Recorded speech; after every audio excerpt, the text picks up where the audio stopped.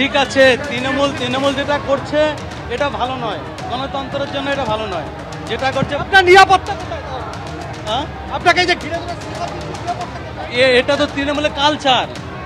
আমরা তো এর আগে অনেক জায়গায় জিতেছি, কিন্তু আমরা এইভাবে কখনো কারোর উপর আক্রমণ করিনি। 20,000-এরও বেশি ভোটে লোকসভায় যদি সুস্থভাবে ভোট হতো এখানে আমরা জিততাম। আপনাদের সাংগঠনিক দুর্বলতার কারণ ওরা হয়তো জিতার জন্য আনন্দ উল্লাস করছে, এছাড়া আর কিছু না। সাংগঠনিক দুর্বলতা কারণ আমাদের সাংগঠনিক দুর্বলতা নেই, কিন্তু এখানে সুস্থভাবে ভোটই হয়নি। যদি সুস্থভাবে ভোট হতো তাহলে এখানে আমরাই জিততাম। এখানে পুলিশ আধিকারিকরা মহিলারা যারা স্লোগান দিচ্ছিল তাদেরকে একটা দিকে আটকাবার চেষ্টা করছে, কেননা বিজেপি প্রার্থী বিনয় বিশ্বাসকে ঘিরে জয় বাংলা স্লোগান দেওয়া হচ্ছিল। আর সেই কারণে একটা উত্তেজনার পরিস্থিতি তৈরি হয়। বিশাল পুলিশ বাহিনী এবং মহিলা পুলিশ তারা র্যাব নামানো হয়েছে, কেননা যাতে এই ঘটনাকে কেন্দ্র করে কোনো অপ্রীতিকর ঘটনা না ঘটে। লোকসভা নির্বাচনে সবুজ ঝড়ের পর বিধানসভা উপনির্বাচন এবং সেখানেও তৃণমূলের কাছে ধরাশায়ী হলো বিজেপি। যে 4টে বিধানসভা কেন্দ্রে উপনির্বাচন ছিল সেই 4টির ফলাফল প্রকাশিত হলো আজ এবং 4টি গেল তৃণমূলের দখলে। অর্থাৎ 2021-এর ফলাফলের নিরিখে যেখানে 3টি আসনে বিজেপির দখলে ছিল সেই 3টি আসনও কিন্তু ছিনিয়ে নিল তৃণমূল কংগ্রেস। মানিকতলা, রানাঘাট দক্ষিণ, বাগদা কিংবা রায়গঞ্জ 4টি আসনেই জয়ী হলেন তৃণমূল কংগ্রেস প্রার্থীরা এবং গতবারের থেকেও বিধানসভা নির্বাচন কিংবা লোকসভা নির্বাচনের নিরিখেও ব্যবধান অধিকাংশ ক্ষেত্রেই অনেকটা বাড়িয়ে নিল তৃণমূল কংগ্রেস।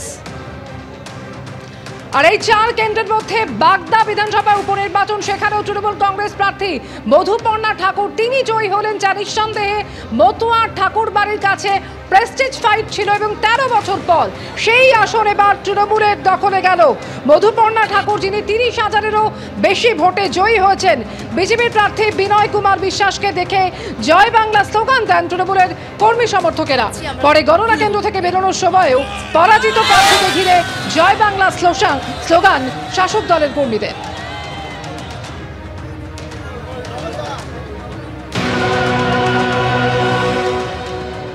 বাগদা বিধানসভা উপনির্বাচনে পরাজিত হয়েছেন বিজেপি প্রার্থী বিনয় বিশ্বাস। আমরা এই মুহূর্তে দেখতে পাচ্ছি জয় বাংলা স্লোগান দেওয়া হচ্ছে বিনয় বিশ্বাসকে ঘিরে। জয় বাংলা স্লোগান দেওয়া হচ্ছে, ক্যামেরাম্যান শান্তকে দেখাতে বলবো। জয় বাংলা স্লোগান দেওয়া হচ্ছে, ভোটের দিন জয় বাংলা স্লোগান, গণনা চলাকালীন জয় বাংলা স্লোগান। ভোট তো সুস্থভাবে হয়নি, যদি সুস্থভাবে ভোট হতো আমরা জিততাম। ভোট সুস্থভাবে হয়নি, সাপ্পা ভোট চলেছে এখানে। এখনো আপনাকে দেখে জয় বাংলা স্লোগান ও তো কালচার, এটা তৃণমূলের কালচার হয়ে গেছে। গত লোকসভা নির্বাচনে 20,000-এরও বেশি ভোটে শান্তনু ঠাকুর এগিয়েছিল, এবারে আপনি এভাবে পরাস্ত হবেন ভাবতে পেরেছেন? আমাদের কোনো আমরা ভাবি না আমরা এখানে হারবো, এটা আমাদের জিতা সিট ছিল। যদি সাপ্পা ভোট না হতো আমরা জিততাম। পুলিশি পাহারায় বিজেপি প্রার্থী বিনয় বিশ্বাসকে বার করে নিয়ে আসা হচ্ছে গণনা কেন্দ্র থেকে। আমরা দেখতে পাচ্ছি যে তৃণমূল কর্মীরা তাকে ঘিরে জয় বাংলা স্লোগান দিচ্ছে এবং রাস্তার ওপর তৃণমূল কর্মীরা যখন বিজয় উৎসব করছে সেই সময়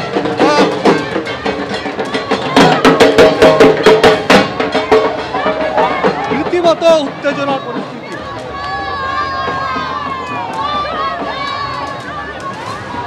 রীতিমতো উচ্ছ্বাস তৃণমূল কর্মীদের এবং ভোটের সময় জয় বাংলা স্লোগান, গণনার সময় জয় বাংলা স্লোগান এবং পরাজিত হওয়ার পর বিজেপি প্রার্থীকে ঘিরে জয় বাংলা স্লোগান। বাগদা এবিপি আনন্দ 24 ঘন্টা।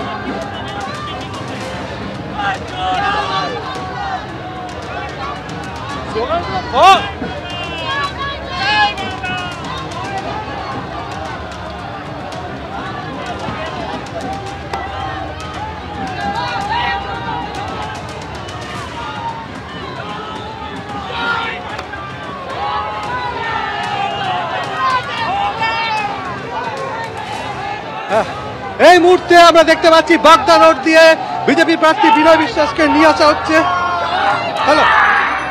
বিজেপি প্রার্থী বিনয় বিশ্বাসকে নিয়ে আসা হচ্ছে, তাকে তিনি পরাজিত হয়েছেন এবং পুলিশ তাকে এসকর্ট করে রীতিমতো নিয়ে আসা হচ্ছে। ভোটের দিন থেকে শুরু করে গণনা শুরু, সর্বত্র বিজেপি প্রার্থীকে দেখে জয়